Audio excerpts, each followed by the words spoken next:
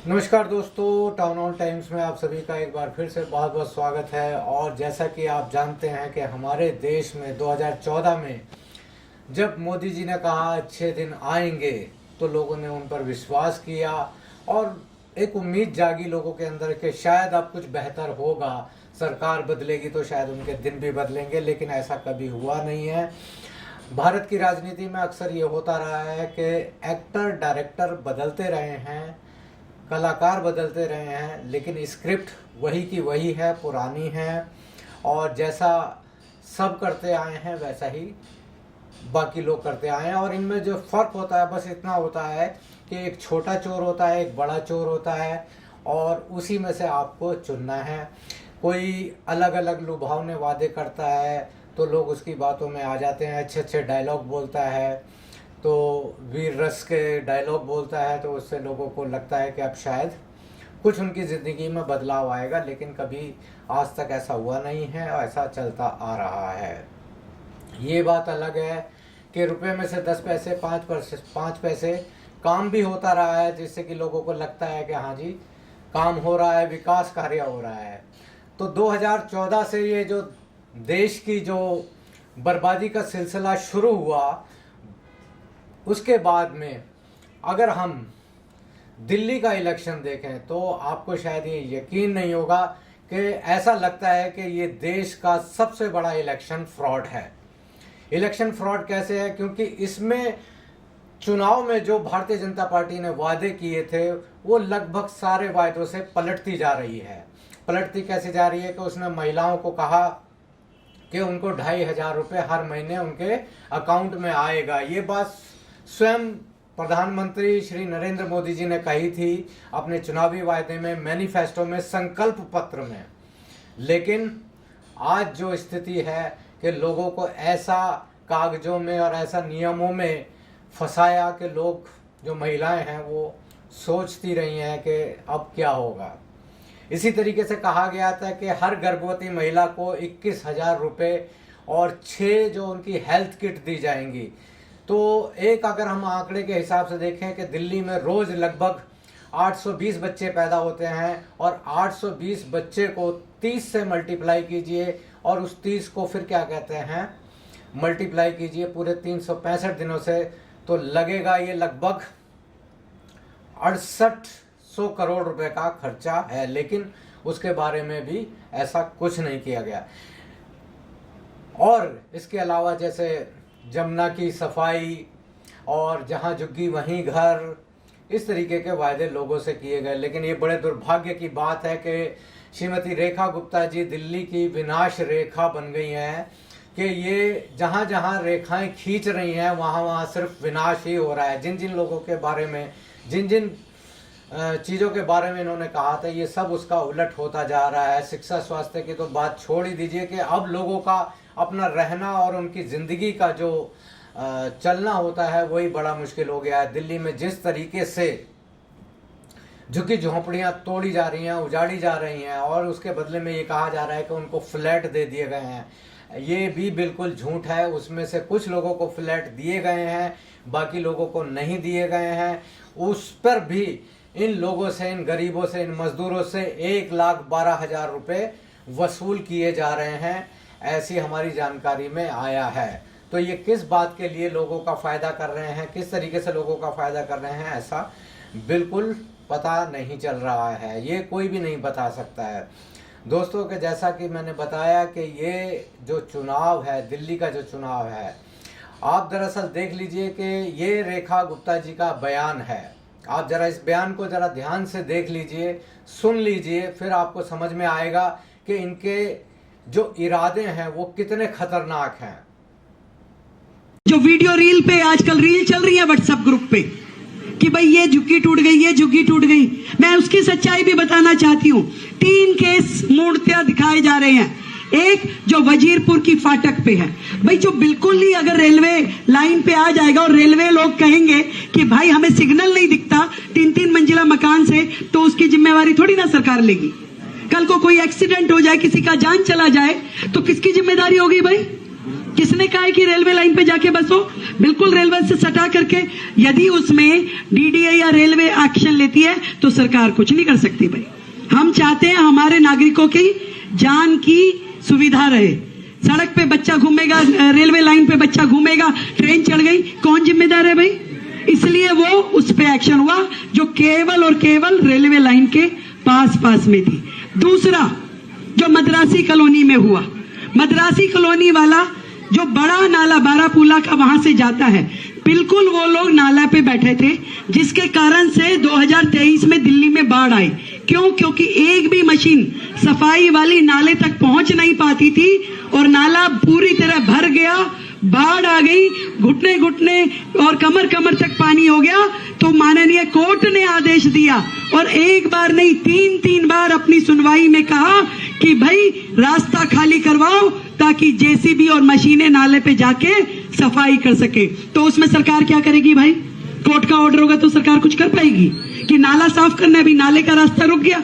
और तीसरा केस जो वजीरपुर पे जेलर वाला बाग की झुकी थी, वहां पे स्वयं माननीय प्रधानमंत्री जी ने 1675 फ्लैट दिए। भाई जब जिसको फ्लैट मिल गया उसके बाद तो जगह खाली करनी पड़ेगी ना। आप सोचो कि वो फ्लैट भी ले ले और यहां भी रह ले, तो ऐसे तो बात नहीं बनेगी। तो जिसको फ्लैट मिलता जाएगा उसको खाली करना पड़ेगा। और यदि उस फ्लैट मिलने के बाद भी कुछ और लोग आकर के जो कि एलिजिबल नहीं है और वो अगर अपना कहें कि नहीं हमको भी चाहिए, तो भाई ऐसे कैसे काम चलेगा? तो जो एलिजिबिलिटी है, जिनके नाम पे हुआ उनको दिया गया, 1675 परिवारों को दिया गया। उसके बाद यदि वहां पे 150 परिवार बच गए और वो कहें कि हम तो इस झुग्गी को खाली नहीं करेंगे, तो वो उसमें हम तो कुछ नहीं कर सकते। तो केवल ऐसे 3 उदाहरण हुए हैं। इसके अलावा दिल्ली में एक भी झुग्गी के अंदर ना कोई हाथ लगाने गया, ना उसको किसी प्रकार की तकलीफ दी और ना कभी आगे होगी। चाहे आप ताउम्र यहाँ रहिए, आपको हम ये वादा आपकी अपनी मुख्यमंत्री कर रहे हैं। ना कोई घबराने की जरूरत है और ना ही साजिश में आने की जरूरत है। मैं आपको कह रही हूं, निश्चिंत होकर रहिए। जो नाजायज है वो होने नहीं देंगे। यदि कहीं कोर्ट का कोई मैटर होगा तो हम भाई माननीय कोर्ट की अवहेलना नहीं कर सकते। उसमें हमारा ना कोई रोल है ना कोई कार्रवाई है। और ये जो हमारे झुग्गी के लोग हैं, ये हमारी केवल ऐसा जीवन नहीं है इनका कि यहां पड़े हैं, ये दिल्ली की लाइफ लाइन है। आज इन लोगों के कारण से दिल्ली में फैक्ट्रियां चल पा रही है, घर चल पा रहे हैं, औद्योगिक क्षेत्र चल पा रहे हैं, व्यवसाय चल पा रहे हैं। ये दिल्ली का हिस्सा है। दिल्ली का अपना क्या है ये बताइए मुझे? दिल्ली पूरे देश भर से आए हुए लोगों का समूह है। आज यदि कोई बिहार से आ रहा है, कोई यूपी से आ रहा है, कोई हरियाणा से आ रहा है, कोई उत्तरांचल से आ रहा है, एक एक परिवार जो वर्षों से दिल्ली में आके बसा, आज वो दिल्ली का अधिकारी है और दिल्ली उसके लिए जिएगी और दिल्ली उसके लिए काम करेगी। तो आपने ये सुन लिया बयान और देखा कि किस तरीके से रेखा गुप्ता जी कह रही हैं कि हम तो नहीं तोड़ेंगे, लेकिन अगर कोर्ट आदेश देगा तो कोर्ट के आदेश पर हम कुछ नहीं कर सकते। तो अब कोर्ट आदेश कैसे देगा? क्योंकि काम तो आपको करना है। आपकी एजेंसी, आपके एनजीओ, आपके लोग कोर्ट में जाएंगे, पीआईएल फाइल करेंगे, एक दरखास्त लगाएंगे कि यहाँ पर समस्या है। अब चूंकि ये सरकारी मामला है तो कोर्ट आपके फेवर में फैसला देगा। तो यानी अब आप खुद नहीं उजाड़ेंगे, आप कोर्ट के माध्यम से उजाड़ेंगे, कोर्ट के माध्यम से लोगों को बर्बाद करेंगे। तो ये जो सारा का सारा सिलसिला है, आप देख लीजिए कि किस तरीके से लोगों को मूर्ख बना रहे हैं, लोगों को बर्बाद कर रहे हैं। ये आपने देख ही लिया है और आगे जाकर अभी तो शुरुआत है, इब्तिदाए इश्क है, रोता है क्या, आगे आगे देखिए होता है क्या। तो अब आप देखेंगे कि आगे आगे अभी होगा क्या, किस तरीके से स्कूलों की बर्बादी हुई है, किस तरीके से अस्पतालों की बर्बादी हुई है। अगर आप दिल्ली के अस्पतालों में जाएंगे और आपने अगर जीते जी नर्क देखना है तो अपना इलाज कराने के लिए एक आम आदमी बनकर आप दिल्ली के अस्पतालों में चले जाइए, वहाँ पर आपको पता चल जाएगा कि नर्क होता क्या है।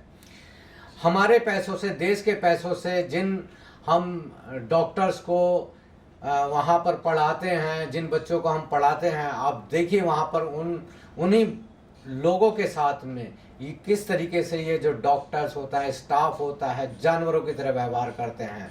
और वहाँ पर उपकरण नहीं है, डॉक्टर नहीं है और पूरा स्टाफ नहीं है, बेड नहीं है, तो किस तरीके से ये लोगों को फ़ायदा पहुंचा रहे हैं, किस तरीके से वहाँ पर लोगों को फैसिलिटी दे रहे हैं, ये हमारी समझ में कम से कम नहीं आ रहा है। लेकिन अब इन्होंने ये अपना पूरा का पूरा प्लान बना लिया है कि प्रचार करते रहो, झूठ बोलते रहो, झूठ बोलते रहो, झूठ बोलते रहो, ताकि लोगों को लगेगा कि अरे यार बहुत कुछ अच्छा चल रहा है। क्योंकि हर आदमी के ऐसा नहीं होता है कि वो हॉस्पिटल में जाएगा ही जाएगा, हर आदमी ऐसा नहीं होता कि सरकारी दफ्तरों में जाएगा। स्कूलों की बात है तो स्कूलों में किस तरीके से ये डेटा मैनिपुलेट करके लोगों को दिखाते हैं कि ये हमारे स्कूल बहुत अच्छे जा रहे हैं। खुद रेखा गुप्ता जी के जो विधानसभा क्षेत्र है शालामार बाग में, वहाँ पर एक स्कूल में ये सीएम बनते के साथ ही दौरा करने गई थी।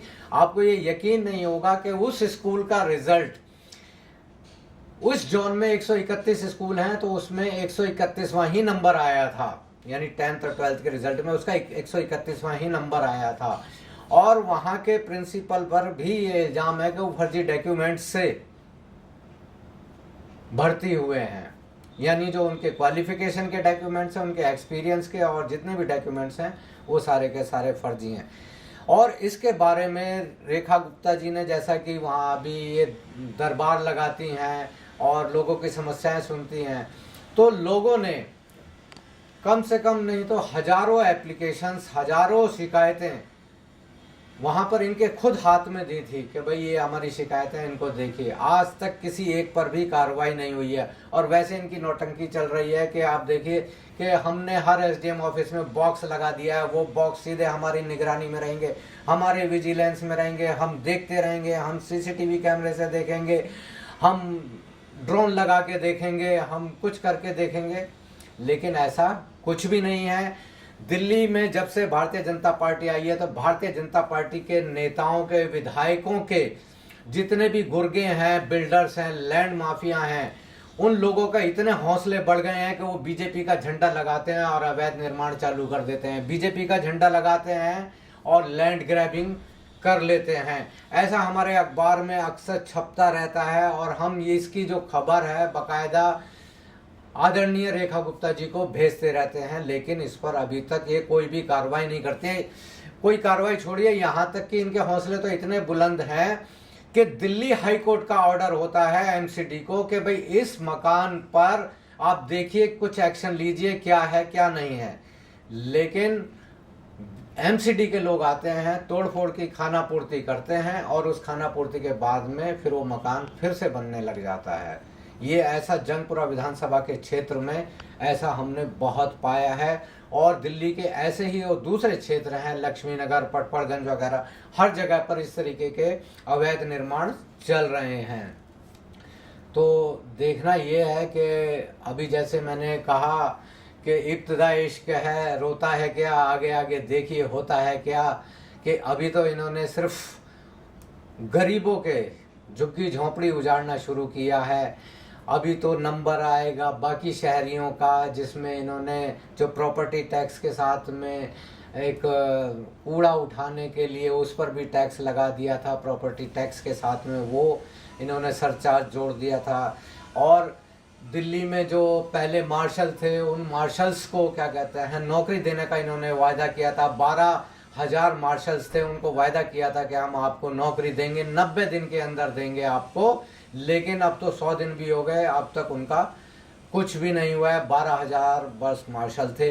इसके अलावा 40,000 से ज़्यादा एमसीडी में 4th क्लास के कर्मचारी अभी बाकी हैं, अपॉइंटमेंट होना उनका बाकी है। लेकिन उनके अपॉइंटमेंट ना होकर ये सिर्फ और सिर्फ ठेकेदारी प्रथा के तहत उन लोगों से काम कर रहे हैं। यानी जिस मजदूर की, जिस सफाई कर्मचारी की तनख्वाह 40 से 50,000 रुपये होनी चाहिए, आज वो 5,000 से 10,000 रुपये में ठेकेदार के अंडर में काम कर रहा है। इसी तरीके से आप दिल्ली के स्कूलों में देख लीजिए कि दिल्ली के स्कूलों में जो टीचर्स हैं वो टीचर्स कॉन्ट्रैक्ट बेसिस पर लगे हुए हैं, ना उनको कोई सुविधा है। और जितने भी जो हेल्थ फैसिलिटी या और दूसरे तरह के जो फ़ायदे होते हैं, छुट्टियों के फ़ायदे होते हैं, वो उनको बिल्कुल नहीं है। ठेकेदारी प्रथा के अंदर सबको लगाया हुआ है। वो एजेंसी जो हैं, इनकी एजेंसी हैं। दिल्ली के स्वास्थ्य के हालात पर जो मैंने बता ही दिया कि किस तरीके से दिल्ली के हॉस्पिटल जीते जागते नर्क हैं। वहीं पर मोहल्ला क्लिनिक जो थोड़ी बहुत आस लेकर आए थे दिल्ली के गरीब लोगों के लिए, अब वो भी इन्होंने बंद कर दिए हैं और इन्होंने कहा है कि अब हम उसका आरोग्य मंदिर नाम रखेंगे। तो मकसद आप समझ सकते हैं कि इनका मकसद ये नहीं है कि लोगों को सेवाएं पहुंचाना है, लोगों की मदद करना नहीं है, बल्कि अपनी राजनीति करना है। इनके पीछे कुछ और एजेंडा इनका काम कर रहा है और एजेंडा बड़ा हिडन है, बहुत खतरनाक एजेंडा है। इस देश के गरीब लोगों को, मजदूरों को, बेसहारा लोगों को बर्बाद कर देना, उनको इस हद तक ले आना कि वो सिर्फ रोटी रोटी के लिए मोहताज हो जाएं, यही इनका एक एजेंडा है। बाकी और कुछ नहीं चल रहा है। ये ना ही मुझे ऐसा नहीं लगता है कि इस तरीके से ये कोई मुझे ऐसा नहीं लग रहा है कि इस तरीके से ये कोई दिल्ली को सही ढंग से कोई सुविधा दिल्ली के लोगों को दे पाएंगे। बाकी आगे देखते हैं कि ये होता क्या है, ये लोग करते क्या हैं। अभी तो बहुत साल बाकी हैं। हो सकता है कि ये बहुत सारे अचानक बहुत अच्छे परिवर्तन हो जाएं, जिससे कि लोगों की कल्पना ही ना हो कि हमने तो कभी सोचा ही नहीं था, हम तो जीते जी स्वर्ग में आ गए, हम तो स्वर्गवासी हो गए। तो इस तरीके के बहुत सारे फ़ायदे हो सकते हैं भविष्य में। तो इस बात की संभावना से भी इनकार नहीं किया जा सकता। लेकिन वर्तमान में जो हो रहा है वो बहुत ही दुखद है, बहुत ही निंदनीय है और ऐसा लगता है कि जैसे कि भारतीय जनता पार्टी इस दिल्ली की सबसे बड़ी दुश्मन बन गई है।